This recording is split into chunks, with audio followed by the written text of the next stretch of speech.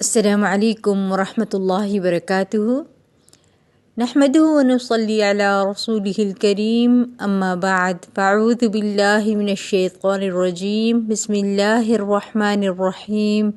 رب اشرح لی صدری ویسر لی امری واحلل عقدۃ من لسانی یفقہوا قولی۔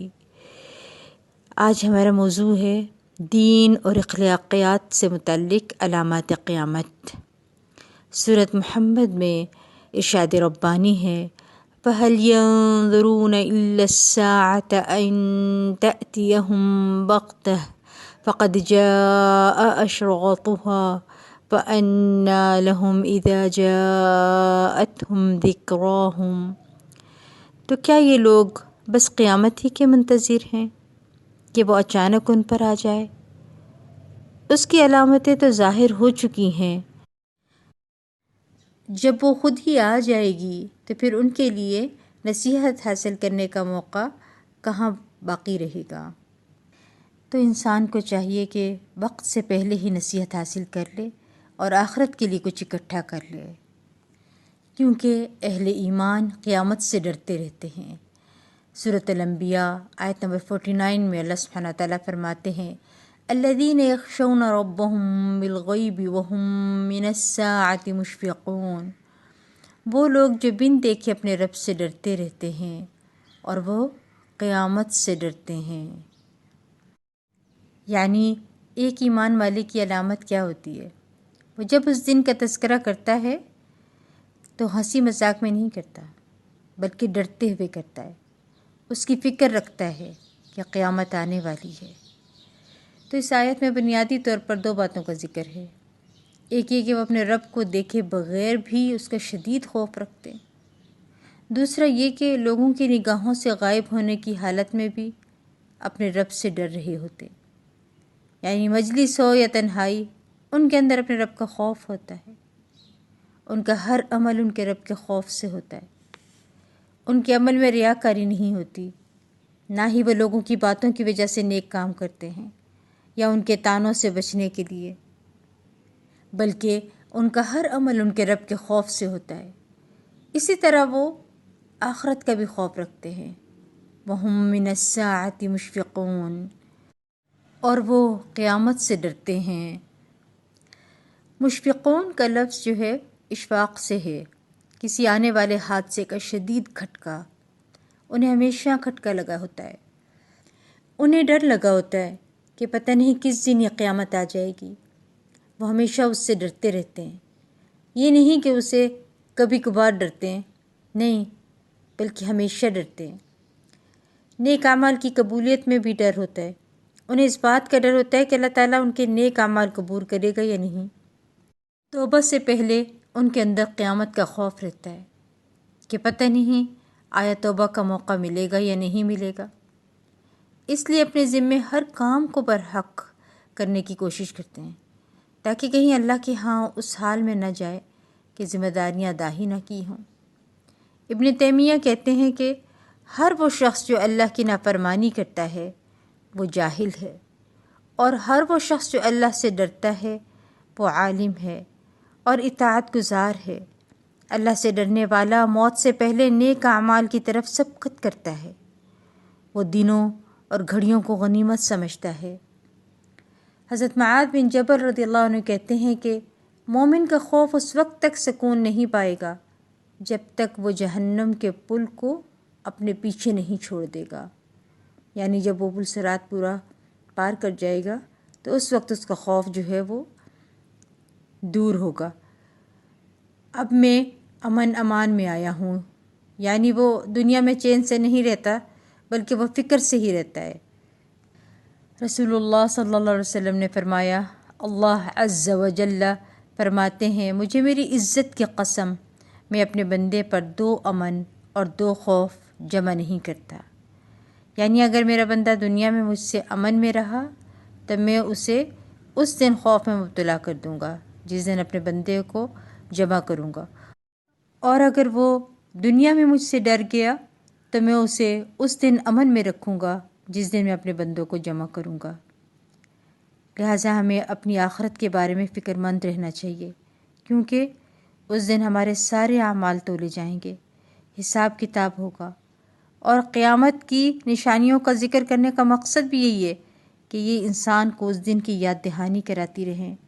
یہ سب سننے کے بعد اگر ہم آس پاس دیکھیں کہ ایسا ہی ہو رہا ہے تو ہمیں فکر مند ہونا چاہیے کہ ہم قیامت کی تیاری کیا کر رہے ہیں۔ یہ نشانیاں دراصل یاد دہانیاں ہیں۔ آج ہم انشاءاللہ علامات صغریٰ میں 5ویں چیز جو ہم پڑھیں گے وہ ہیں دین سے متعلق علامات قیامت۔ اس سے پہلے ہم ایمان سے متعلق، قرآن سے متعلق، علم سے متعلق چیزیں پڑھ چکے ہیں۔ آج ہم دیکھیں گے کہ دین سے متعلق نبی صلی اللہ علیہ وسلم نے کیا پیشن گوئیاں کی ہیں۔ اس سلسلے میں مسند احمد کی روایت ہے تمیم داری سے کہ وہ کہتے ہیں کہ میں نے رسول اللہ صلی اللہ علیہ وسلم کو فرماتے ہوئے سنا، یہ دین ہر اس جگہ تک پہنچ کر رہے گا جہاں تک رات اور دن کا سلسلہ جاری ہے، اور اللہ کوئی کچا یا پکا گھر ایسا نہ چھوڑے گا جہاں اس دین کو داخل نہ کر دے، خواہ اسے عزت کے ساتھ قبول کر لیا جائے یا اسے رد کر کے ذلت قبول کر لی جائے۔ اس کا مطلب ہے کہ یہ لوگوں کی چوائس ہوگی کہ وہ دین کو قبول کرتے ہیں یا نہیں۔ اور آج آپ دیکھیں کہ ہر گھر میں، شہر کو چھوڑیں گاؤں دیہات جھونپڑیوں تک میں ہر طرح کے میسیج جو ہے وہ پہنچ رہے ہیں۔ دنیا کے علاوہ دین سے متعلق چیزیں بھی جو ہے وہ بھی پہنچ رہی ہیں، جو لوگ خود نہیں پہنچ سکتے مگر ان کے پیغام پہنچ رہے ہیں۔ اور جو اس کام کو قبول کر لے اللہ اس کو عزت دے گا، اور جو اس پیغام کو قبول نہ کرے وہ اللہ کے ہاں ذلت اٹھائے گا، کیونکہ عزت وہ ہوگی وہ جو اللہ اسلام کے ذریعے عطا کرے گا، اور ذلت وہ ہوگی جو کفر کے ساتھ ملے گی۔ تمیم داری فرمایا کرتے تھے کہ مجھے یہ بات اپنے اہل خانہ میں ہی نظر آ گئی ہے کہ ان میں سے جو مسلمان ہو گیا اسے خیر، شرافت اور عزت نصیب ہوئی، اور ان میں سے جو کافر رہا اسے ذلت، رسوائی اور جزیہ نصیب ہوا۔ پھر ایک اور علامت ہے دین کا خلط ملط ہو جانا۔ دین کے اندر چیزیں مکس ہو جائیں گی، اپنی پسند کی باتیں شامل کر لی جائیں گی۔ مسند احمد کی روایت ہے کہ حضرت میمونہ رضی اللہ عنہ کہتی ہیں کہ رسول اللہ صلی اللہ علیہ وسلم نے فرمایا، تمہاری اس وقت کیا کیفیت ہوگی جب دین خلط ملط ہو جائے گا۔ اب سوال یہ ہے کہ دین خلط ملط کیسے ہوگا؟ یعنی صحیح پہچان نہیں رہے گی، لوگ ایسی چیزوں کو دین سمجھ بیٹھیں گے جو دین ہوں گی نہیں، اپنی مرضی سے چیزیں دین میں داخل کر لیں گے، خواہشات کا غلبہ ہوگا، بھائی بھائی میں اختلاف ہوگا، یعنی آپس کے خونی رشتوں میں بھی نباہ نہیں ہوگا، بیت اللہ کو آگ لگا دی جائے گی۔ اللہ تعالی ہمیں وہ دن نہ دکھائے، آمین۔ مگر یہ سب قرب قیامت کی علامتوں میں سے ہے۔ پھر اسی طرح ایک اور نشانی، دین کو دنیاوی متاع کی عوض بیچا جائے گا۔ السلسلہ صحیحہ کی حدیث ہے، حضرت انس بن مالک سے روایت ہے کہ رسول اللہ صلی اللہ علیہ وسلم نے فرمایا، قیامت سے پہلے اندھیری رات کے ٹکڑوں کی طرح فتنے نمودار ہوں گے۔ آدمی بے وقت صبح مومن ہوگا اور شام کو کافر، اور بے وقت شام مومن ہوگا اور صبح کے وقت کافر۔ یعنی اتنی تیزی کے ساتھ لوگ جو ہے وہ اپنا دین چھوڑیں گے، اور جب فتنے زیادہ ہوں گے تو انسان کی مت ماری جائے گی، اور جب مت ماری جاتی ہے تو پھر سمجھ کچھ نہیں آتا، بعض اوقات جذبات میں آ جاتا ہے، بعض اوقات خواہشات کے غلبہ سے انسان اپنا دین کھو بیٹھتا ہے۔ پھر فرمایا، لوگ اپنے دین کو دنیاوی ساز و سامان کے عوض فروخت کر دیں گے، دین کو بھی دنیا حاصل کرنے کا ذریعہ بنا لیں گے۔ بن باز نے اس کی تفسیر یوں کی ہے کہ اور یہ اس طرح ہوگا کہ کفریہ گفتگو کرے گا یا دنیا کی غرض سے کفر پر عمل کرے گا، یعنی دنیا حاصل کرنے کے لیے اپنے دین کو چھپا دے گا، اور ماحول میں لوگ جیسی کفریہ باتیں کریں گے وہ بھی ویسی ہی کرنا شروع ہو جائے گا۔ دنیا حاصل کرنے کے لیے کبیرہ گناہوں کو اپنے لیے آسان کر لیں گے۔ مثلا تم شراب کو حلال کر لو تو میں تمہیں اتنے اتنے پیسے دوں گا، اور پھر لوگ اس کو حاصل کرنے کے لیے اس مال کو اپنے لیے حلال کر لیں گے۔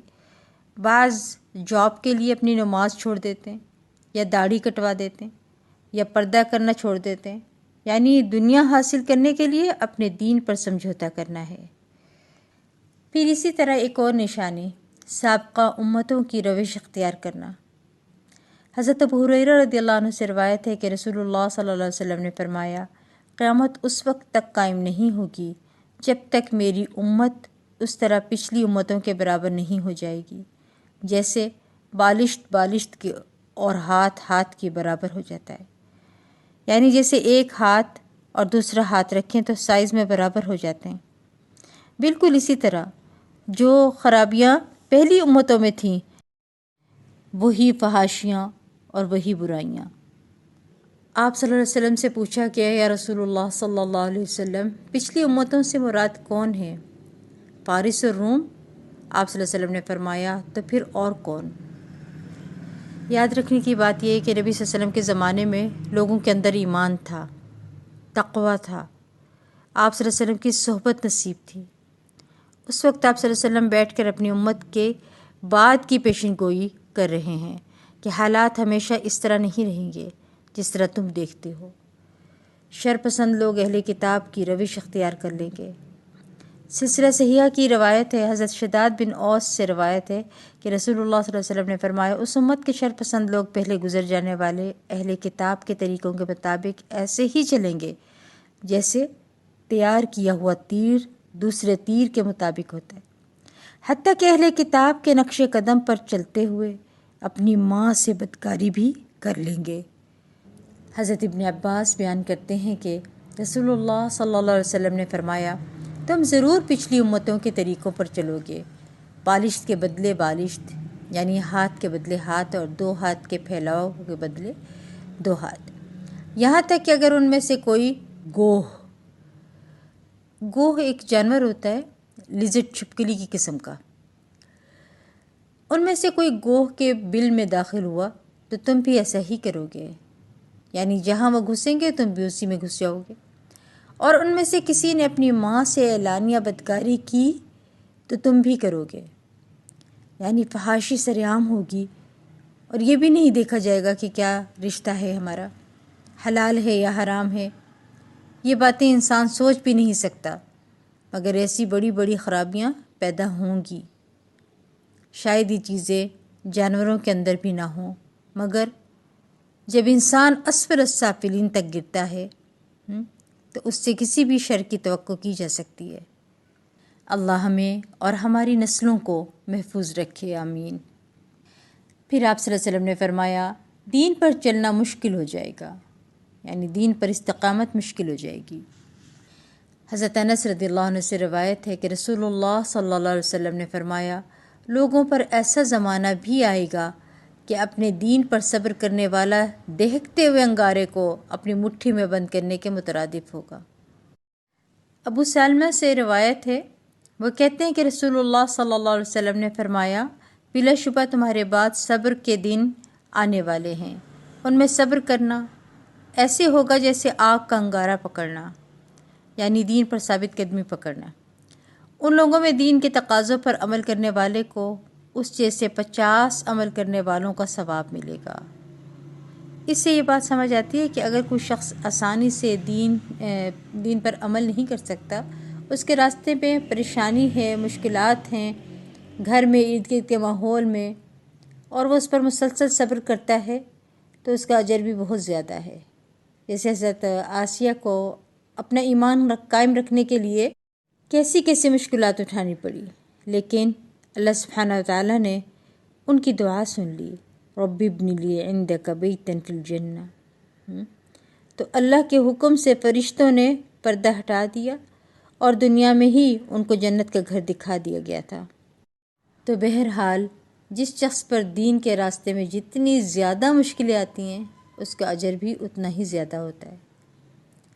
پھر ایک اور نشانی دین کے سلسلے میں، اسلام اجنبی ہو جائے گا، اور اجنبی وہ ہوتا ہے جسے کوئی پہچانتا نہیں، سب اسے ایسے دیکھتے ہیں کہ جیسے وہ عجوبہ ہوتا ہے۔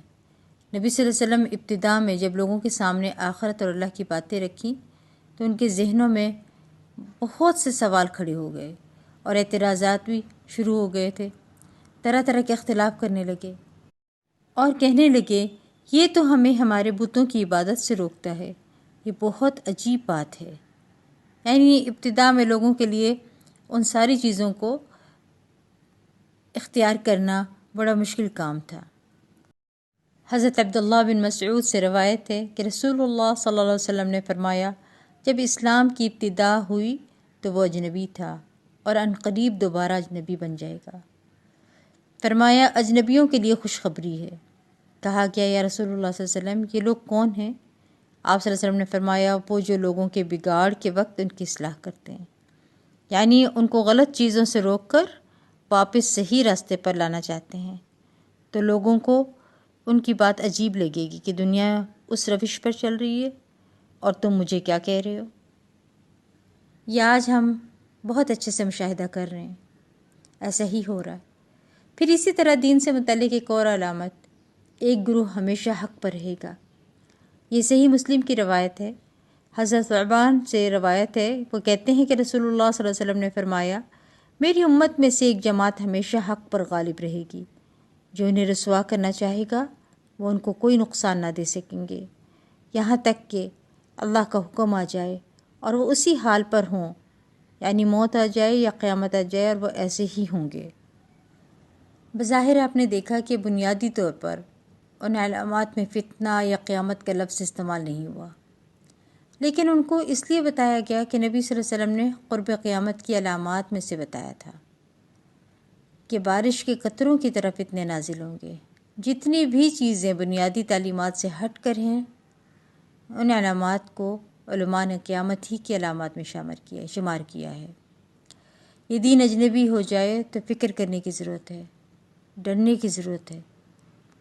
پھر اخلاقیات سے متعلق علامات قیامت، صرف جان پہچان کے لوگوں کو سلام کرنا، یہاں تک کہ لوگ مجلسوں میں بھی جا کر اجتماعی سلام کرنے کی بجائے صرف اپنی جان پہچان والوں کو سلام کرتے ہیں. بلکہ یوں بھی دیکھنے کو ملا کہ ایک دوسرے سے کہہ رہے ہوتے ہیں کہ ذرا منہ اس طرف کر لینا، وہ آ رہے ہیں تو یہ نہ ہو کہ وہ ہمیں پہچان لے سلام کرنا پڑ جائے. یہ بھی دیکھنے کو مل رہا ہے آج کل. آپ دیکھ لیں یہ سب قیامت کی نشانیوں میں سے. حضرت ابن مسعود سے روایت ہے کہ وہ کہتے ہیں کہ رسول اللہ صلی اللہ علیہ وسلم نے فرمایا قیامت کی علامات میں سے ہے کہ آدمی صرف اپنی جان پہچان کے آدمی کو سلام کرے گا. آپ دیکھیں کہیں ہم ایک ساتھ سفر کر رہے ہوں یا کہیں کسی محفل میں چلے جائیں، کسی کے گھر چلے جائیں یا کچھ بھی ہو جائے تو سلام کرتے ہیں تو دوسرا بہت حیران ہوتا ہے یہ مجھے سلام کیوں کر رہا ہے. زیادہ تر یہ دیکھنے کو ملتا ہے کہ سلام کا جواب بھی نہیں دیتے ہیں. اتنی اجنبیت ہو گئی ہے. اور یا تو جان پہچان والوں کو کرتے ہیں، سفر کر رہے ہیں اور کوئی کسی کو سلام نہیں کر رہا. کیوں؟ کیونکہ کوئی کسی کو جانتا ہی نہیں. اس وجہ سے حالانکہ آپ صلی اللہ علیہ وسلم نے فرمایا کہ تم ہر ایک کو سلام کرو، جس کو جانتے بھی اور جس کو نہیں جانتے. اور پھر آپس میں اجنبیت، حضرت حذیفہ رضی اللہ عنہ سے روایت ہے کہ وہ کہتے ہیں کہ رسول اللہ صلی اللہ علیہ وسلم سے قیامت کے بارے میں سوال کیا گیا تو آپ صلی اللہ علیہ وسلم نے فرمایا کہ اس کا علم میرے رب ہی کے پاس ہے، اس کو اس وقت پر سوائے میرے اللہ کے اور کوئی ظاہر نہ کرے گا. البتہ میں تمہارے لیے اس کی علامتوں اور اس سے پہلے امور کی نشاندہی کر دیتا ہوں. اس قیامت کے آنے سے پہلے فتنہ اور حرج ہوگا. صحابہ کرام نے کہا اے اللہ کے رسول صلی اللہ علیہ وسلم، ہم فتنے کے بارے میں تو جانتے ہیں، حرج کیا ہے؟ آپ صلی اللہ علیہ وسلم نے فرمایا یہ حبشی زبان کا لفظ ہے، اس کے معنی ہیں قتل کے، یعنی قتل عام ہو جائے گا. ایک اور روایت میں آتا ہے کہ یہاں تک کہ مقتول کو یہ نہیں پتہ ہوگا کہ قاتل نے اس کو کس وجہ سے قتل کیا، اور قاتل کو نہیں پتہ ہوگا کہ وہ کیوں کسی کو مار رہا ہے. اور لوگوں میں اجنبیت پائی جائے گی، یعنی کوئی کسی کو نہیں پہچانے گا. اللہ اکبر. یعنی آنے والے وقتوں میں جو خوفناک چیز ہے وہ تنہائی ہوگی. تنہائی ایک بہت بڑا مسئلہ دنیا کا بڑھ جائے گا. اور آپ دیکھیں اس کا آغاز تو ہو چکا ہے. آپ دیکھیں کہ اگر ایک گھر میں 5 لوگ ہیں تو 5 موبائل ہیں، خواہ وہ اکٹھے بیٹھے ہوں، کھانے کی ٹیبل پر ہوں یا گاڑی میں ہوں، مگر ہر شخص موبائل میں اتنا گم ہے، اپنے ہی مطلب کی چیزیں دیکھ رہا ہے۔ اگر اس کو بلاؤ تو وہ کہتا ہے کیا ہوا، کیا کہا، یعنی اپنے میں گم، دوسروں سے اجنبیت۔ اس کو یہ خبر ہی نہیں کہ اتنے دیر سے کیا بات ہو رہی ہے یا وہ آپ کو بلائے جا رہا ہے، نہیں، بلکہ اپنی ذات میں مگن۔ اور اجنبیت کے بھی درجے ہیں، مثلا کسی کا نام نہ جاننا، کسی کا حسب نسب نہ جاننا، کسی کا انٹرسٹ نہ جاننا، تکلیف دینے والی چیزوں کو نہ جاننا۔ وَيُلْقَى بَيْنَ النَّاسِ التَّنَاكُرُ۔ تناکر کیا ہوتا ہے؟ تعارف کا متضاد تناکر ہے۔ تناکر ایک دوسرے کو جانتے ہی نہیں۔ یلقا بین الناس التناکر، لوگوں کے اندر تناکر ڈال دیا جائے گا۔ یہ بھی نہیں جانتے کہ ایک گھر میں رہنے والے افراد کو کیا چیزیں تکلیف دے رہی ہیں۔ اس لیے آپ نے دیکھا کہ بہت سی شادیاں ناکام ہو گئی ہیں۔ اس کی بنیادی وجہ یہ ہے کہ شادی تو ہو گئی مگر دونوں کے اندر اجنبیت ہے، اپنی اپنی دنیا میں مگن ہے۔ یہ ضرورت ہی نہیں سمجھتے کہ ایک دوسرے کے مزاج کو سمجھیں، ایک دوسرے کے دکھ درد کو جانیں۔ کس قدر تکلیف دہ بات ہے یہ، ایک دوسرے سے اجنبی ہو جانا، ایک دوسرے کو پہچاننے سے انکار کرنا۔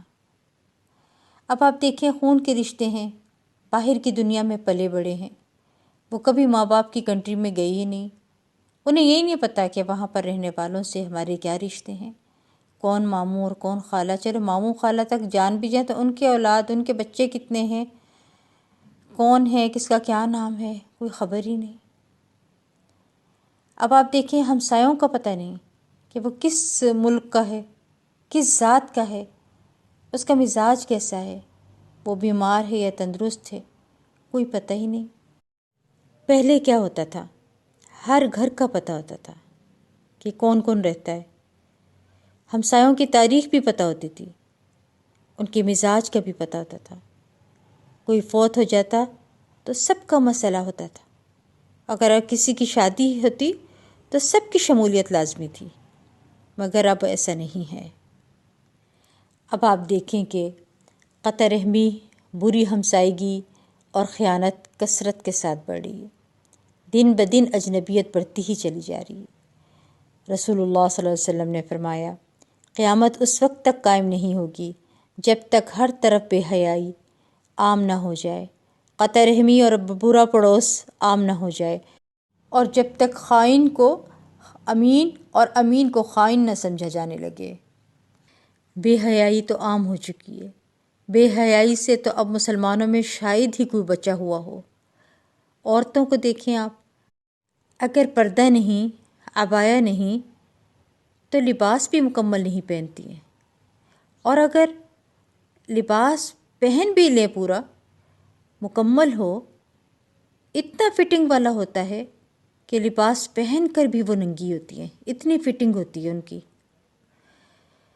اور پھر دیکھیں قطع رحمی، رشتوں کی پہچان نہ ہونا، رشتوں سے کوئی سلام دعا نہ ہونا، حال احوال معلوم نہ کرنا، یہ سب کچھ عام ہو چکا ہے۔ اب کوئی کسی کو نہیں جانتا ہے، رشتہ دار ہی رشتہ داروں سے نہیں ملنا چاہتے، کوئی خبر ہی نہیں کس کے گھر کیا ہو رہا ہے، کوئی حال احوال ہی نہیں معلوم کرتے۔ اور پھر برا پڑوس، عام طور پر لوگ پڑوسیوں سے اس لیے نہیں رکھنا چاہتے نا کہ خوف ہوتا ہے کہ معلوم نہیں کس قسم کے لوگ ہیں، ان کی طرف سے کوئی شر ہی نہ پہنچے، ویلیو بدل جائیں گے اور امانت دار خیانت کار سمجھے جانے لگیں گے، اور خیانت کار امانت دار۔ پھر امانتوں اور عہدوں کا پاس نہ رکھنا۔ ابن ماجہ کی روایت ہے کہ حضرت عبداللہ بن عمرو سے روایت ہے کہ رسول اللہ صلی اللہ علیہ وسلم نے فرمایا، اس زمانے میں تمہارا کیا حال ہوگا جو عنقریب آنے والا ہے، جس میں لوگوں کو خوب چھان لیا جائے گا اور چھان برا باقی رہ جائے گا، جن کے عہدوں میں بے وفائی اور امانتوں میں خیانت ہوگی، اور ان میں اس طرح سے اختلاف ہو جائے گا۔ یہ فرماتے وقت رسول اللہ صلی اللہ علیہ وسلم نے اپنے ہاتھوں کی انگلیوں کو ایک دوسرے میں ڈال کے دکھایا یعنی آپس میں گتھم گتھا ہوں گے۔ صحابہ رضی اللہ عنہم اجمعین نے کہا، یا رسول اللہ صلی اللہ علیہ وسلم، جب یہ صورتحال ہو تو ہم کیا کریں؟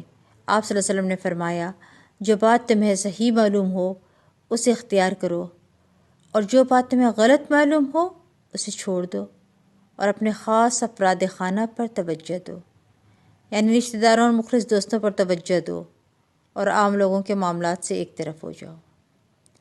یعنی جتنا کر سکتے ہو وہ تو کرو، جو نبھا سکتے ہو وہ نبھاؤ، یعنی بجائے اس کے کہ سب کا ذمہ لے لو اور اس غم میں اور پریشانی میں مبتلا رہو کہ لوگ ایسا کیوں کر رہے ہیں۔ جو تمہاری رسائی میں ہے، جو تمہاری پہنچ میں ہے، ان کے اوپر توجہ کرو اور ان رشتوں کو نبھاؤ۔ پھر یہ کہ امانت اٹھا لی جائے گی۔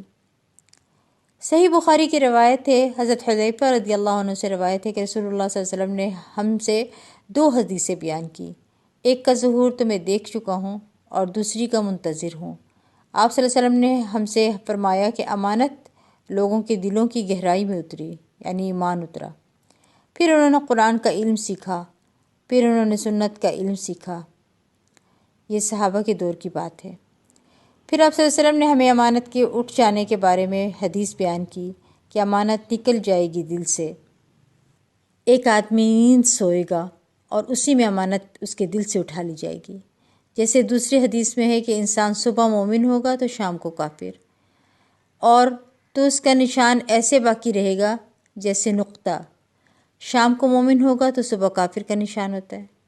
پھر ایک اور نیند سوئے گا تو اس کا نشان ایک چھالے کی طرح ہو جائے گا، جیسے پاؤں پر ایک چنگاری لگے تو ظاہر میں ایک چھالا پھول جاتا ہے، تم اس کو پھولا ہوا دیکھتے ہو لیکن اندر کچھ نہیں ہوتا۔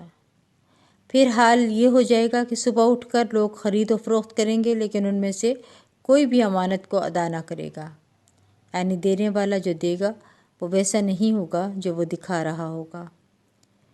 کہا جائے گا بنو فلاں میں ایک امانت دار شخص ہے، کسی شخص کے بارے میں کہا جائے گا کتنا عقل مند ہے، کتنا صاحب اخلاق ہے، کتنا بردبار ہے، حالانکہ اس کے اندر، اس کے دل میں رائی برابر بھی ایمان نہیں ہوگا، یعنی سب دکھاوا ہوگا، دل سے اخلاص کے ساتھ نہیں ہوگا۔ حضرت حذیفہ رضی اللہ عنہ کہتے ہیں، میں نے ایک ایسا وقت بھی گزارا ہے کہ اس کی پرواہ نہیں کرتا کہ کس سے خرید و فروخت کر رہا ہوں، وہ مسلمان ہوتا تو مجھے میرا حق اس کا اسلام لوٹا دیتا، اگر وہ نصرانی ہوتا تو مجھے میرا حق اس کا حکمران لوٹا دیتا، لیکن اب میں فلاں اور فلاں کے سوا کسی سے خرید و فروخت نہیں کرتا۔ اس سے کیا پتہ چلتا ہے؟ اس سے یہ پتہ چلتا ہے کہ وقت کے ساتھ امانت اٹھا لی جائے گی، امانت دار لوگ ختم ہوتے جائیں گے، یعنی فوت ہوتے جائیں گے، شاد و نادر لوگ امانت دار رہ جائیں گے، لوگوں کے ایمان اور عقائد میں کمزوری پیدا ہوتی جائے گی، سوئیں گے اور امانت اٹھا لی جائے گی۔ سونا دراصل غفلت کی علامت ہے، یعنی غفلت کی وجہ سے ان کی یہ کیفیات ہو جائیں گی۔ پھر اسی طرح لوگ امانتوں کا پاس نہیں رکھیں گے۔ امانتوں میں مال یا کوئی چیز ہی نہیں ہوتی ہے، جو ذمہ داری ہوتی ہے یہ بھی امانت ہوتی ہے، تو لوگوں کے اندر اپنے کام سے متعلق امانت داری ختم ہو جائے گی کہ جو انہیں کرنا چاہیے وہ نہیں کریں گے، یا ذمہ داریاں ایسے لوگوں کے سپرد کر دی جائیں گی جو ان ذمہ داریوں کو نبھانے کی طاقت ہی نہیں رکھتے ہوں گے اور ان کی حفاظت نہیں کر سکتے ہوں گے۔ پھر ایک اور نشانی سچی گواہیوں کا چھپانا۔ نبی صلی اللہ علیہ وسلم نے فرمایا، قیامت کے قریب جھوٹی گواہی دی جانے لگے گی، سچی گواہی کو چھپا دیا جائے گا۔ اب آپ دیکھیں ہماری عدالتوں میں، دفتروں میں یہی حال ہے نا۔ سنن ابن ماجہ کی روایت ہے، ابو ہریرہ رضی اللہ عنہ سے روایت ہے کہ نبی صلی اللہ علیہ وسلم نے فرمایا، ان قریب لوگوں پر دھوکے سے بھرپور سال آئیں گے، ان میں جھوٹے کو سچا سمجھا جائے گا اور سچے کو جھوٹا کہا جائے گا، خائن کو امانت دار سمجھا جائے گا، امین کو خائن سمجھا جائے گا۔ پھر چرب زبان لوگوں کا آنا۔ حضرت سعد بن نبی وقاص رضی اللہ عنہ سے روایت ہے کہ رسول اللہ صلی اللہ علیہ وسلم نے فرمایا، قیامت قائم نہ ہوگی یہاں تک کہ ایک ایسی قوم آئے گی جو اپنی چرب زبانی کی بلبوتے پر کھائے گی، جیسے گائے زمین سے اپنی زبان کے ذریعے کھاتی ہے، اسی طرح یعنی زبان کو کھانے کا ذریعہ بنانے کا مطلب ہے کہ صرف باتیں کرنا اور باتوں کے ذریعے لوگوں کو ورغلانا، جیسے ٹی وی میں باتیں کرتے ہیں اور تبصرے وغیرہ، یہ سب کیا ہوتا ہے؟ بعض اوقات سچی جھوٹی باتیں کرنا۔ اس کو گائے سے تشبیہ دی گئی کہ وہ زبان کے ذریعے کھاتی ہے، زبان کے بغیر گائے کھانا نہیں کھا سکتی۔ اسی طرح یہ بھی کہا گیا کہ جیسے گائے کو نہیں پتہ حلال حرام کا، حق کیا ہے ناحق کیا ہے، باطل کیا ہے، اسی طرح پھر حقیر آدمی کو باسعادت سمجھنا بھی علامت قیامت کے اندر ہی ہے۔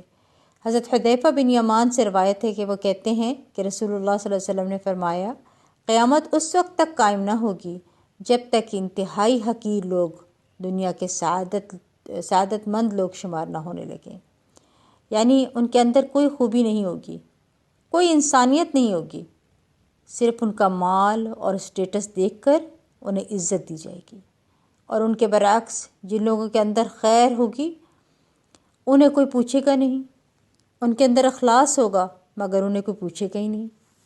اللہ تعالیٰ سے دعا ہے کہ وہ ہمیں معاف کر دے اور ہم سب کو ان برائیوں سے محفوظ رکھے، خاتمہ ایمان پر ہو اور آگے کی زندگی اچھی ہو، آمین۔ آج کے لیے اتنا ہی، وآخر دعوانا ان الحمد للہ رب العالمین، سبحانک اللہم وبحمدک، اشہد ان لا الہ الا انت، استغفرک واتوب الیک۔ السلام علیکم ورحمۃ اللہ وبرکاتہ۔